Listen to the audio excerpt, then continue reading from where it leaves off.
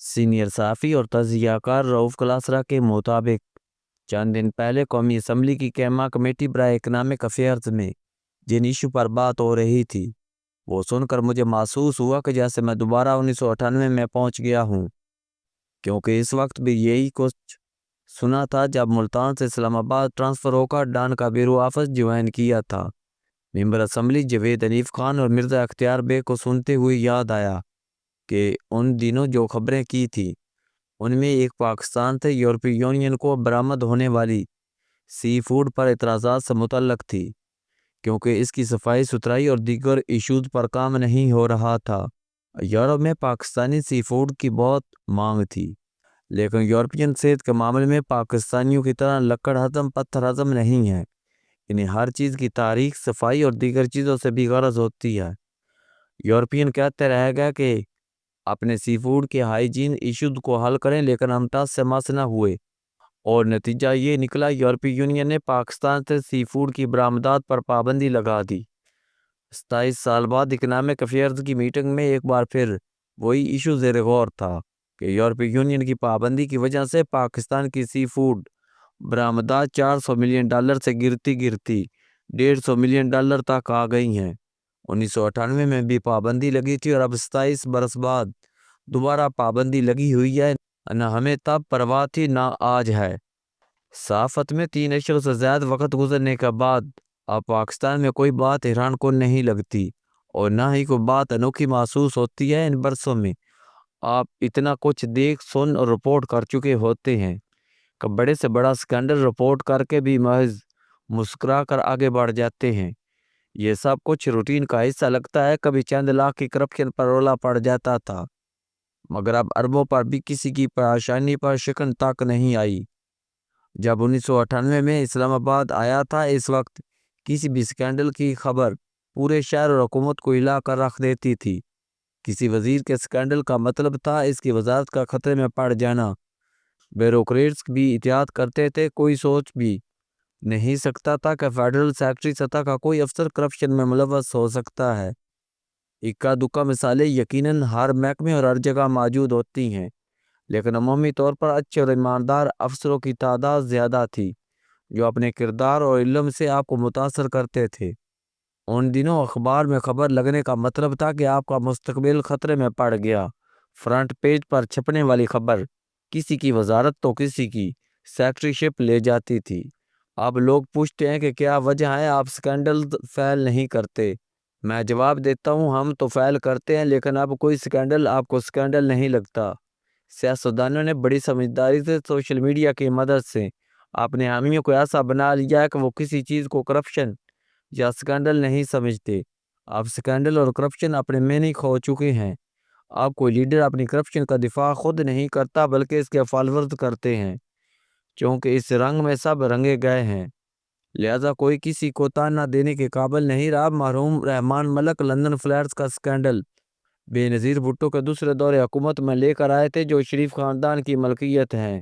جواباً Nawaz Sharif camp سرائے محل کا scandal سامنے لایا۔ ایک ہی پارلیمنٹ میں ایک ہی چھت تلے ایک دن وزیر اعظم بے نظیر بھٹو کے سرائے محل پر اعتراض ہوتا تو اگلے دن شریف خاندان کے لندن فلیٹس پر بات ہوتی۔ نہ نواز شریف مانتے تھے کہ لندن فلیٹس ان کے ہیں اور نہ ہی بے نظیر بھٹو اور آصف علی زرداری سرائے محل کی ملکیت کو تسلیم کیا۔ حالانکہ بعد میں وہی سرائے محل بیچ کر دبئی میں مال خریدا گیا۔ دوسری جانب نواز شریف آج تک انہی لندن فلیٹس میں قیام کرتے ہیں۔ مزے کی بات یہ ہے کہ دونوں کے حامی آج بھی نہیں مانتے۔ اسی طرح عمران خان نے خود کو ایمانداری کا دیوتا بنا کر پیش کیا کہ ان جیسا ایماندار پیدا نہیں ہوا۔ نواز شریف اور آصف زرداری ان کے سامنے بونے ہیں۔ درمیان میں پاناما لیکس آئیں تو پتہ چلا کہ ہمارے حکمران خاندان کی تو دنیا کے 5 براعظموں میں جائیدادیں پھیلی ہیں۔ عمران خان نے پاناما لیکس کو منطقی انجام تک پہنچایا اور پھر جب وزیر اعظم بنے تو خود بھی وہی راستہ اختیار کیا اور جو ریاستی تحفہ ہاتھ لگا بکتا چلا گیا۔ اگرچہ ان کے حامی نہیں مانتے، زیادہ سے زیادہ یہ کہہ دیتے ہیں کہ اگر ایسا ہوا بھی تو خان پچھلوں کے مقابلے میں چھوٹی برائی ہے۔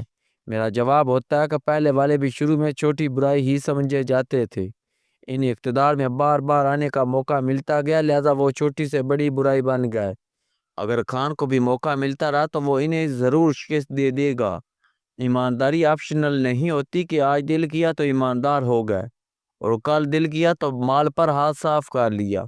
آپ ایماندار ہوتے ہیں یا نہیں ہوتے، اسی طرح برائی چھوٹی یا بڑی نہیں ہوتی، یہ کینسر کی طرح ہوتی ہے۔ کینسر کا کلیہ چھوٹا ہو یا بڑا، ایک دفعہ یہ جسم میں جڑ پکڑ گیا تو پھر وقت کے ساتھ بڑھتا ہی ہے، کم نہیں ہوتا۔ یہی برائی کا حال ہے کہ یہ وقت اور مواقع کے ساتھ بڑی ہوتی جائے گی۔ 1985 میں نواز شریف جب پہلی بار وزیر اعلیٰ بنے تو ان پر کیا الزامات تھے، اور جب 2017 میں وہ تیسری وزارت عظمیٰ سے نائل ہو کر جیل گئے تو ان پر الزامات کی نوعیت کیا تھی؟ نواز شریف جب دوسری دفعہ وزیر اعظم بنے تھے تب تک ان پر مالی بدعنوانیوں کے کتنے الزامات تھے، مگر تیسری ٹرم تک سارا کچا چھٹا سامنے آ چکا تھا اور 5 بڑے اعظموں میں جائیدادیں نکل آئیں۔ یہی حال زرداری صاحب اور بے نظیر بھٹو کا تھا۔ پہلی ٹرم سے دوسری اور پھر بعد کے سفر کو دیکھ لیں۔ جنیوا بینکوں میں $60 ملین تو اب پرانی بات ہے، وہ بھی کبھی چھوٹی برائی سمجھے جاتے تھے، مگر وقت کے ساتھ یہ برائی بڑھتی چلی گئی۔ اس لیے جب کوئی مجھے عمران خان کے حوالے سے یہ کہہ کر مطمئن کرنے کی کوشش کرتا ہے کہ وہ اس لیے خان کا حامی ہے کہ وہ دیگر کے مقابلے میں کم برائی ہے، تو میں یہ احمقانہ جواب ماننے سے انکاری ہو جاتا ہوں، کیونکہ میں یہ بنیادی سائنس سمجھتا ہوں کہ یہ چھوٹی بامقابلہ بڑی برائی کا مسئلہ نہیں، یہ برائی بامقابلہ شرافت اور نیکی کا مسئلہ ہے۔ عمران خان کو کم برائی کہہ کر آپ وہی کام کر رہے ہیں جو ان سے پچھلوں کے معاملے میں ہوا۔ بات کہاں سے شروع ہوئی اور کہاں پہنچ گئی؟ مرزا اختیار بیگ اور جوید حنیف نے صرف سی فوڈ کا رونا نہیں رویا، بلکہ یہ بھی علم ہوا کہ فش مارکیٹ یہاں سے سی فوڈ ایکسپورٹ ہوتی ہے، وہاں کتے پھرتے ہیں۔ انہوں نے لیاری فریٹ کوریڈور پر پروجیکٹ کا جو بھیانک نقشہ کھینچا وہ ایک الگ دہشتناک کہانی ہے۔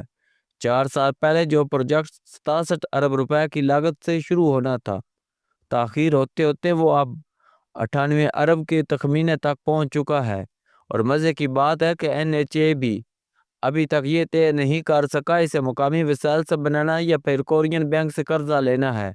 کراچی کے اس اہم پروجیکٹ کو 4 سال بعد بھی شروع نہیں کیا جا سکا اور لاگت مسلسل بڑھ رہی ہے۔ اجلاس میں اراکین کی بے بسی دیکھنے والی تھی کہ ان کا واسطہ کس قسم کی بیوروکریسی سے پڑا ہے۔ مجھے NHA پر غصے سے زیادہ کراچی کے ان MNAs پر ترس آ رہا تھا جو بار بار پوچھ رہے تھے ہم کدھر جائیں۔ کراچی میں لوگ ہمارا گربان پکڑتے ہیں کہ یہ کوریڈور 4 سال سے کیوں نہیں بڑھ رہا۔ ان کی زندگیاں اجیرن ہو گئی ہیں۔ جو جواز یہاں پیش کیا جا رہا تھا وہ سن کر تو میرا اپنا دل دیوار سے سر ٹکرانے کو کر رہا تھا۔ اصل مزہ البتہ اسی بات میں ہے کہ 1998 میں بھی سی فوڈ کی برآمد پر پابندی تھی اور 2025 میں بھی پابندی تھی۔ ان 27 برسوں میں کچھ نہیں بدلا۔